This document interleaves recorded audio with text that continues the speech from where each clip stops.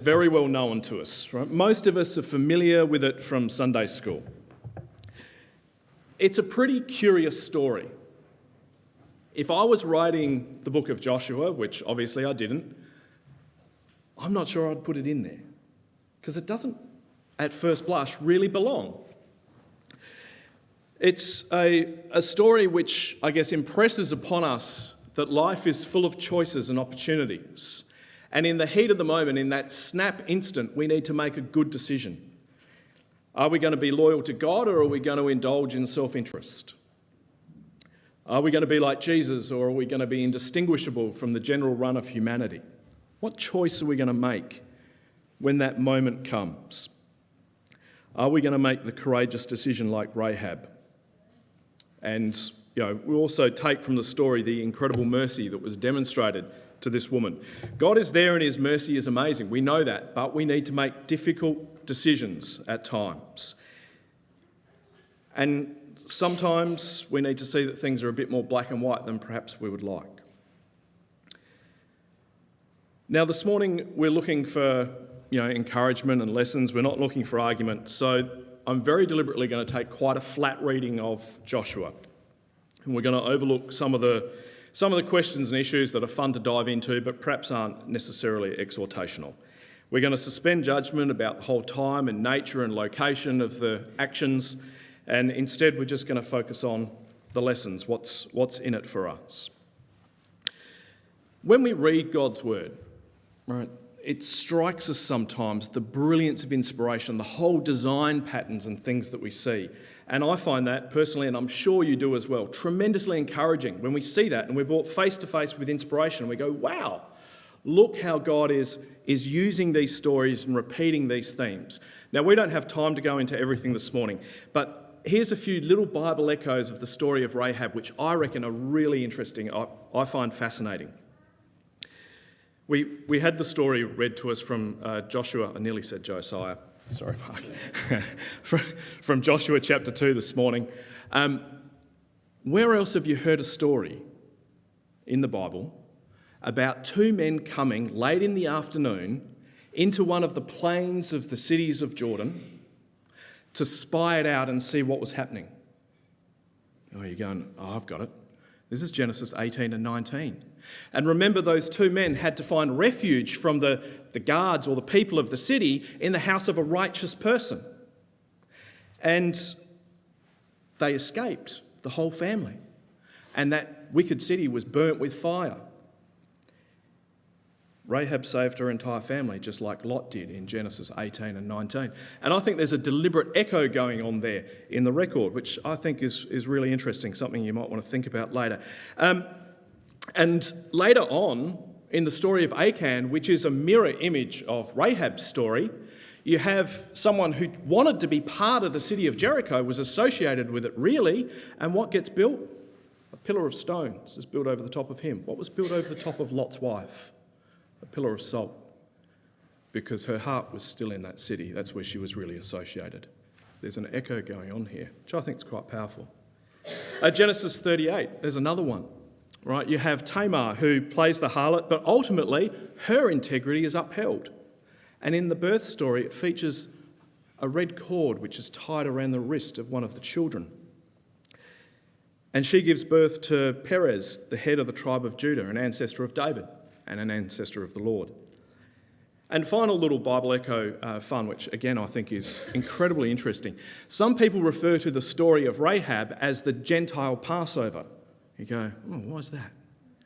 Well, because there's so many points of comparison. In fact, there's 10 actual points of comparison between the Passover in Egypt and the Passover, the escape of Rahab.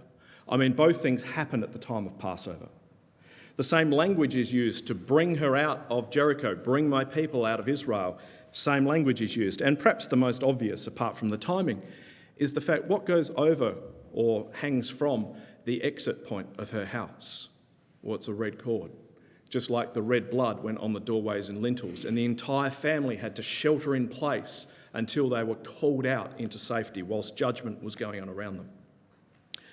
These fascinating Bible echoes, which I think just really bring home to me the inspiration of Scripture, the brilliance of its design. Now, I want to talk about the big context of Rahab's story. Okay. In Deuteronomy chapter 30, so the end of Moses' long speech, that he's retiring as the leader, he's giving a farewell speech, and in Deuteronomy chapter 30, he wants to really impress home the point to the people of Israel. And he says, you're going into the promised land, you need to be careful. In Deuteronomy chapter 30, verse 16, he says, what I'm commanding you today, love the Lord your God, walk in his ways, obey his commands, statutes and ordinances, then you'll be blessed. You'll live in the land, you'll live long in the land, but if you don't, if you turn aside and you make covenant with the people of the land, if you follow after their gods, it'll be a disaster. You'll be destroyed. I invoke heaven and earth as a witness against you. In verse 19, I've set before you life and death, blessings and cursings. Choose life. They had to make the right decisions. They had to choose to be faithful. And the Deuteronomist writer returns to this theme at the end of the book of Joshua. So you've got, again, another echo. Right, so Joshua starts his career listening to Moses give his farewell speech, and then at the end of Joshua's career, as he retires as leader, in Joshua 23 and 24, he gives his farewell speech. What does he say? Same thing. Identical speech.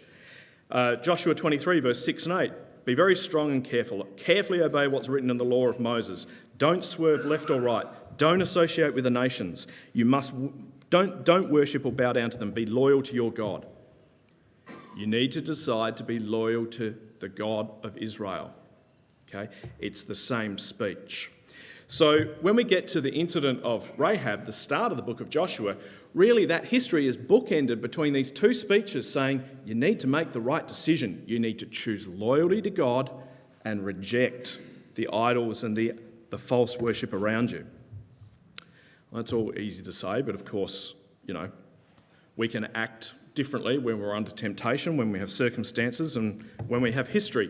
So we come into the example of Rahab. So let's sort of drill into a bit of narrow context. The book of Joshua, as I said, starts completely wrong. It doesn't make any sense. If I was writing the epic of how God promised the land to our people, we've come through the wilderness, we've had this great stirring exhortation from Moses to choose and do the right thing, I wouldn't start with the story of Rahab because it completely contradicts what's going on. The people of the land need to be destroyed. You start off by saving a prostitute. It doesn't fit the storyline. It's out of place. And then the second person you meet in the book of Joshua, further confounding, is Achan. Now, because we don't want to finish with Achan because it's a bit negative Nancy, we're going to talk about Achan a fraction as the mirror image of Rahab. He's a character that caused Israel to lose a battle. Not great. In Joshua chapter 7, we find that Achan stole material, right? He took some gold, some silver and Babylonian cloth, garment, whatever, out of Jericho. Now, the instruction was very clear. Everything had to be destroyed that was in Jericho. It had to be burnt with fire. And that indicated it was devoted to God. The only two exceptions to the destruction were precious metals and iron that went to the tabernacle treasury and Rahab with her family. Clear instruction. What happens? Well, Achan is a man from a fairly prestigious family in the tribe of Judah. He participated in the army, so he's a warrior in the army. But the first opportunity he gets, he's making a bad decision, and he compromises and brings Canaanite culture into his tent. As a result, he and his family are stoned and burnt with fire in Joshua 7. It's a pretty terrible story. And then a pile of stones is built up as a memorial. So you've got two memorials sitting there in the plain, don't you? You've got the portion of Jericho's house, part of the wall, which is still standing, and then you've got another pile of stones which is standing up over here over Achan. Two decisions, two memorials, two witnesses to which way people should have gone. See, Achan's story is a mirror image of Rahab's. Moses has already told us, and Joshua is going to tell later, that we need to choose God. We've got an option. One will end well and one will end badly. And God starts this epic tale of Joshua with two people who make a decision. A very unlikely person who makes a good decision and, a respectable person who makes a bad decision. Both were devoted to God, one in life, one in death. One was saved from Jericho, and one perished the same way that Jericho went. Rahab probably didn't know that the spies were coming to her. It was just an opportunity that sprung up through the course of the day. Achan probably never intended to go into Jericho to steal stuff. I seriously doubt that was his intention from the get-go. Each one suddenly was thrust into a situation where they had to make a snap decision. They had to make a choice, just like you and me. Opportunities come up every day in our lives. We're confronted with situations and we can go left or we can go right. We need to choose wisely. We need to choose life. The thing is, though, that Rahab's decision is very unlikely given her background. And we don't come into any situation with a clean sheet, do we? We've got history, we've got habits, we've got our past, which is why we want to talk a little bit about Rahab. Because the better we know her and the more, I guess, we dwell on the slightly grubby story around her, the more amazing grace appears. And we want to make the right choice. Rahab could have used her background, her history, her situation as an excuse. Would have been understandable if she turned the spies in. I mean, she probably would have got a bit of positive reputation from it. She might even have got a little bit of cash. But she puts her history aside and she makes a decision to be loyal to God. And the scripture leaves us in no doubt as to how radical the reversal in Rahab's life is. Coming into the land whilst they were still in the wilderness, God spoke to the children of Israel in Leviticus chapter 17, and he gave them like this history of sexual misconduct that he hates, sexual exploitation, perversion and violence. And God said, I hate all of that, and that is absolutely what is associated with this Canaanite people that you're going in. They were characterised by sexual exploitation, by barbaric practice. You can only imagine where on the scale a Canaanite prostitute's at. Right? Pretty low.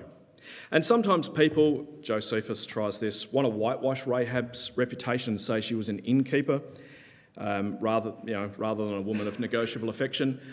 You can't do that with the scriptural evidence. Even in the Old Testament, it's very clear what she was, and of course the New is also very, very clear. Rahab was a prostitute. Even her name is a bit grubby. The word Rahab, it sort of means something wide or large, broad. The Theological Dictionary of the Old Testament suggests that the name is essentially innuendo, referring to the curves of a woman. That's her name. Advertising a business, nearly. Right? It's a bit icky. And, today, whilst we usually accept people in Rahab's position aren't there voluntarily, in biblical times, working girls got no sympathy. They were seen as predatory, immoral, extremely untrustworthy, didn't get sympathy. And rather than draw a discreet veil over Rahab's profession, it's almost like Joshua 2, particularly the first part, really makes it really clear. The first couple of verses of Joshua chapter 2, her discussion with the guards as to, the men came in and the men went out, and it's highly suggestive of her traditional trade. The guards and Rahab's discussion with them is full of euphemisms for sex, which are used elsewhere for that. Rahab could have continued acting in the way that everyone expected her to, consistent with her past mistakes, right? Consistent with, her history, her name, everything. Or she could seize the opportunity to make the right choice, a very unlikely choice. But that's exactly what she did. And then you question, it's not just her background. The entire story of Rahab is unlikely. And Israel had been warned repeatedly not to intermarry, not to mingle with the locals, right? Because they'd pick up the immoral behaviours. We referred to Leviticus 17. They had to eliminate the Canaanites, something that's repeated continuously. Challenging, but that's what the record says. When the two spies leave to go to Rahab's house, so they've got all these instructions and history, like don't do this, keep away from the people of the land, don't, immoral, bad. They come from a place called Shittim. Now, Shittim, most recently in history, is Numbers 25, where God slew thousands of the men of Israel. Why? Because they had started cohabitating with the women of Moab, like physical and mental immorality, and with their gods and the women. And so that's where the spies come from. And the first place they end up is in Rahab's house. You're like, how on earth does this work? That Rahab suddenly gets this opportunity of interaction with God's people. It's incredibly unlikely. I mean, if I was writing the book of Joshua and I had to have a Canaanite appear early, maybe I'd use them to demonstrate just how wicked the people are. They really deserve the judgment that's coming. But instead, Rahab turns the story almost on its head. And she even refers to that sort of the ban, that holy war of destroying everything in her confession, and challenges that. So suddenly the struggle, I suggest, is not about military encounters with the Canaanites. It's, what are you going to choose? Are you going to choose life and choose obedience to the command? Because no matter who you are, whether you're Rahab or whether you're Achan, loyalty to God is what counts. Your history, your gender, your social standing, it doesn't matter. Your decision is what matters. Salvation always seems unlikely. Always. And, what's the chances of the gospel coming to any one of us? Well, it's pretty unlikely, mathematically. But there was Rahab with the opportunity, unlikely, and here's us this morning with the same opportunity. Do you sometimes wonder, I do, like there's people I work with, or particularly now I guess, but there's people we know in the world and around us, we think, well, they seem like a decent person, or they're smarter than me, or that, they've got really good morals. What is it? And Paul tells the Corinthians in 1 Corinthians 1 verse 26, and yes, he's taken them down a peg or two, but the point still remains. Think about the circumstances of your call. Not many were wise by human standards, not many were powerful, not many were born to a privileged position. We might think that, we're the last sort of person that Jesus should work with, like Rahab. But one way or another, the opportunity has come into our life. We've received the knock at the door, Jesus wanting to come in. And it's very normal for us to question, well, why me? In fact, we see people, faithful people, responding that way all the time. David, when he gets the promises, goes and sits down before God in 2 Samuel 7 verse 18. He says, who am I, O Lord, and who's my family that you've made these promises to me? Peter, in Luke 5 verse 18, says, go away from me, Lord, I'm a sinful man. Like, why me? We don't come this morning because we think that we're perfect. We come because we think Jesus can perfect us. And there's a huge difference. Rahab was the lowest of the low. She was a woman who was, she was a prostitute in a society that was famed for sexual perversion and exploitation. But she still received the opportunity of life. And people who might have seemed more part of the right sort of people, like Achan, well, actually, if they made the wrong decision, they weren't the right sort of person. Now I need to frantically try and get my notes to come back up. Sorry about that.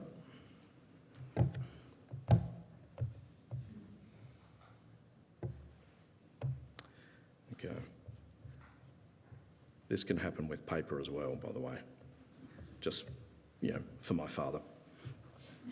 All right, salvation always appears unlikely. Now, there's another piece that I just want to focus in on, or just think about a fraction, because I think it's pretty encouraging and positive for us to think about. Because we're deeply aware that we're not always perfect. And even when we try and do the right thing, we can make a mess of it. Okay? Two things we just want to quickly focus on. Firstly, how fast Rahab's life turned around. It was really like that, wasn't it? It was one decision. And suddenly her life was on a completely different course. Prostitute 1 minute, faithful saved woman the next. By herself, saving her entire family. That's important because it says wherever you are, whatever you have been doesn't define your future. We all have opportunity. She had a fear of God, she made a decision, and that changed her future despite her past. There's a second part of Rahab's story which we don't tend to focus on typically, and I just want to quickly touch on. Rahab lies. All right, when she's talking to the guards, she blatantly lies. She says the spies have already run out. That's not true. They were upstairs hiding under flax on the roof. So how's that? How's that work? I mean, deception is a normal part of a spy story, right? If there's no deception, no subterfuge, then James Bond films would be very short and very boring, right? You've got to have a little bit of deception for a spy story. But what's this about a woman who's called faithful in Hebrews 11 and James 2, but a fundamental part of her faithful act was telling a fib? People put themselves through hoops trying to figure this out. But I kind of agree with Calvin on this. God is truth. Therefore, regardless of the circumstance, I find it very hard to think that lies can ever be right. It's contrary to who God is, to what God is. But at the same time, her actions are praised. How does that work? Well, smarter people than me have suggested that whilst Rahab's actions were faithful, they weren't necessarily spotlessly pure. And I think there's something in that which is very encouraging. We can make a good decision. It doesn't mean that it's always a perfect decision. It doesn't mean that everything we do is always going to be 100% right. But God has the ability to look past the fact that we've made a decision. We've done it slightly wrong, but our motive was good. Our loyalty was there. And God will overlook some of those imperfections in our actions. Our yesterdays don't define us, and our stumbling imperfection when we're endeavouring to make that right decision also doesn't negate the fact that it was a faithful act. God can call an action faithful that we might think could be a little flawed, and I think that's a wonderfully encouraging. Now, we're going to wrap it up. In Matthew chapter 1, verse 5, we find Rahab mentioned in the line of the Lord Jesus Christ, along with Tamar, Ruth, and Bathsheba. So there's 4 women in there. All of them were Gentiles, most likely. All of them were associated with sexual scandal, and yet their scars didn't limit them, didn't define them. They played a fundamental role in the coming of Messiah, which perhaps ought to remind us that God works in unusual ways, and we need to be prepared to be surprised by how his gracious plan works out sometimes. So hopefully this morning we can think a little bit about it, and hopefully it's relatively clear. We need to be a Rahab, not an Achan. We're going to face every single day a myriad of choices. We need to choose life. We can bow the knee to the gods of the age, or we can keep our loyalty and choose to serve the God of heaven. We'll have those snap decisions. We just need to make them. The story of Rahab, I think, powerfully demonstrates that our past doesn't define us, nor does it limit us. Grace can reach anyone. And it will be those decisions, not our background, our history, our social status, that will determine whether God sees us as faithful. And sometimes, even when we attempt to do the right things, we might get it a little bit wrong. But God looks past that. He doesn't see the flaws in our faithful acts.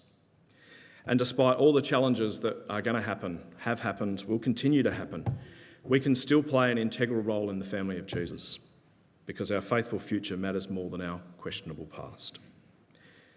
So brothers and sisters, young people, friends, God has set before us life and death. Let's choose life.